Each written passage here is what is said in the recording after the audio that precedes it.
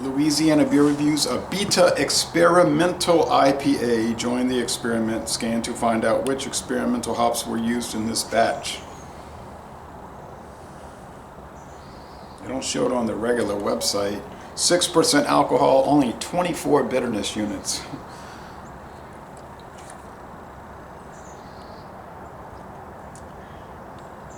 So, 2 months since this was canned, and I found it 4 days ago. It just showed up. I don't know why there's such a lag. I know these guys in Florida on a radio station, they reviewed it a month ago. They liked it, but they're pretty laid back. Those are not unbiased reviews because they have a distributor guy who brings whatever they carry in their portfolio. He'll bring a set and they'll review different beers. They more or less like everything, but they give honest opinions, but obviously it's promotional. So this could be considered maybe the first non-distributor connected video review for this product in the world. Brewed and canned by Abita Brewing Company, Abita, Springs, Louisiana. Culture on tap, it says. Legal disclosure, India Pale Ale with natural flavors. Oh boy. A flavored malt beverage. India Pale Ale with natural flavors. A lot of stuff coming from Abita these days is India Pale Ale with natural flavors. What are the flavors? I don't know. Tangerine extract? Something?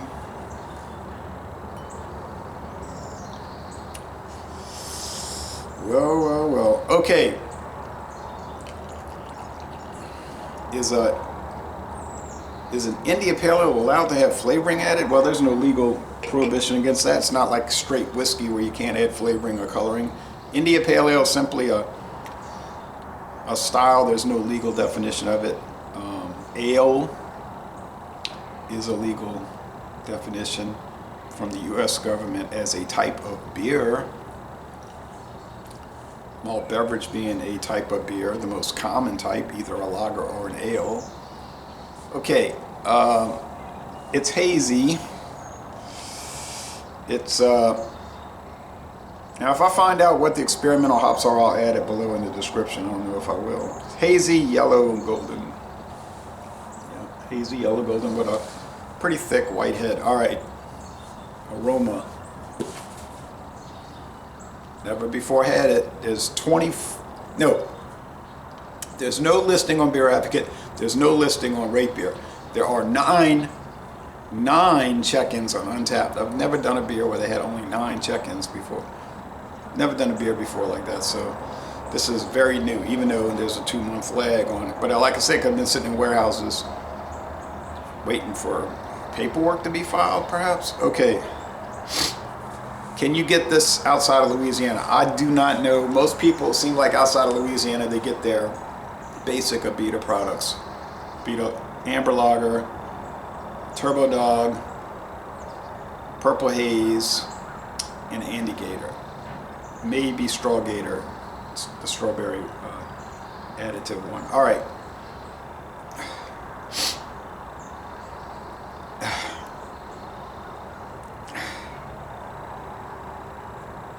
Yeah, kind of a standard hazy IPA nose, just the white bread crust and a little citrus fruit hop thing going on. Kind of think along the lines of a mid or lower alcohol Voodoo Ranger, but their Voodoo Ranger's going full tilt for the 9 and the 9.5, right? They're going to straight up high gravity malt liquor. Always malt liquor. Pretty soon they have Voodoo Ranger in the 40s, glass 40s. All right.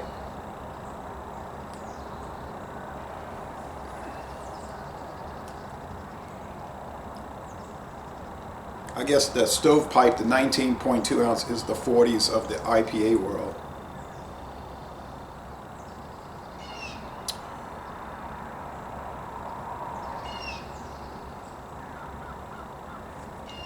Bitterness, low.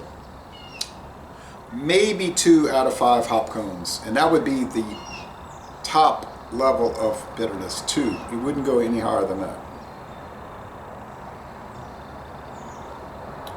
Carbonation is high. It's very prickly. Sweetness. This is a chilly day. It's in the 40s right now, but I'm in the direct sunlight, so I don't feel cold too much. Super clear skies. 3 out of 5 sugar cubes. So this is an IPA that's much sweeter than it is bitter. Medium body.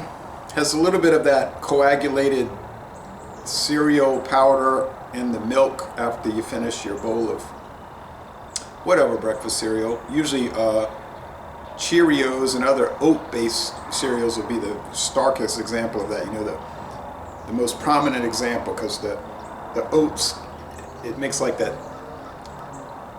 gruel or whatever it is. And oat beers do that too, I have to say. Does this contain oats? Well, it is a hazy.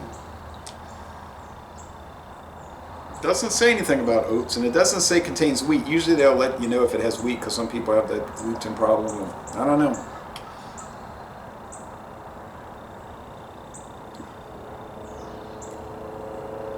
It's sort of bland. Is it vastly different from the Voodoo Ranger experimental experimental IPA series? And I think Stone did some.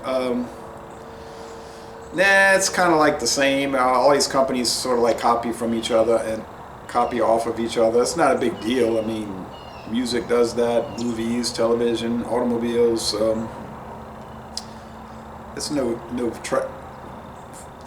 fast food restaurant. It's no tragedy or anything. This was $17.49 for the 12-pack variety, 4 different flavors. 3 cans each at Circle K convenience store. I didn't see it in any of the local grocery stores yet, but it'll be about the same price over there. Yeah, I'm thinking, yes.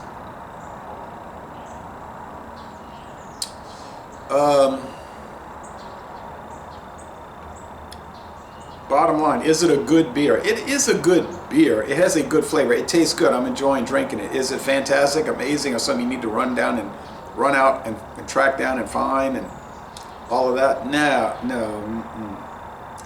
No.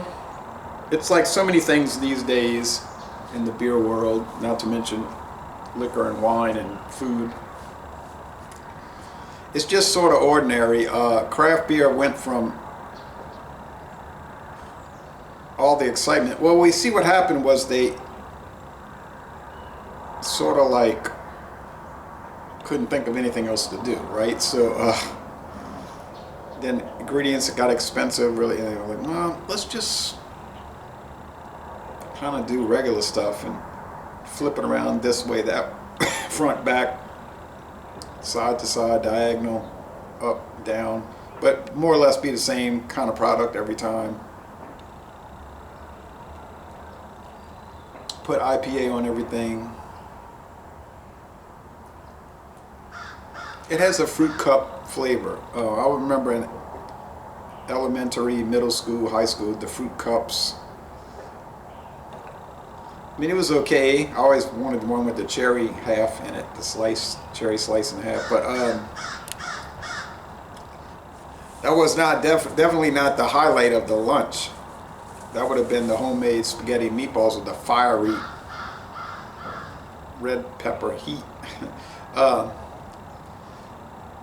And the homemade dinner rolls and biscuits. But back in those days, they would make all the food by hand. They'd make the bread. They would make their own bread. Make their own meatballs.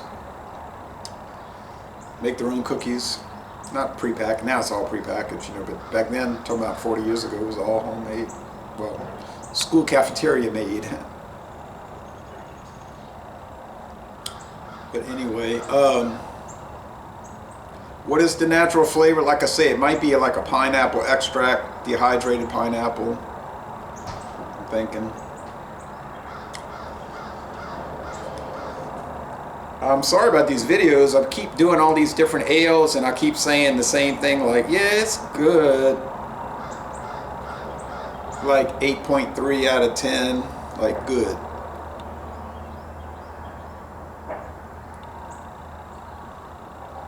Yeah. The heyday is over. All right. So anyway, Laissez Le Bon Temps Relais, a good product. You might find it. If you don't, well, you've tasted it already. Maybe at a higher strength. So if you've had Tropical Beer Hug 9.5 or Voodoo Ranger, Tropic Force, or Fruit Force, those are ales with natural flavors also, I might add. Not the Beer Hug, I don't believe. But you've tasted it. Those are just more extreme, you know, on ABV. You might like this more because you might find it, and a lot of people will comment to me that those things are so strong, it's like a booze bomb. It's like repellent to me, now I can't take it. And I would say, yeah, this might be more tuned, or yeah, or you know, constructed toward your preferences, being at only 6%. That's the same as King Cobra or Steel Reserve, 6%, which we get here, or let's see, Torpedo's 7.2, so that's a little bit higher, and that's a true IPA. I don't know, just check it out if you see it. So yeah, good, thank you. And I'm going to end this review by saying y'all go to Abita Springs, Louisiana, and starting in 2025, the Abita Brewing Company brewery in New Orleans, and take a brewery tour.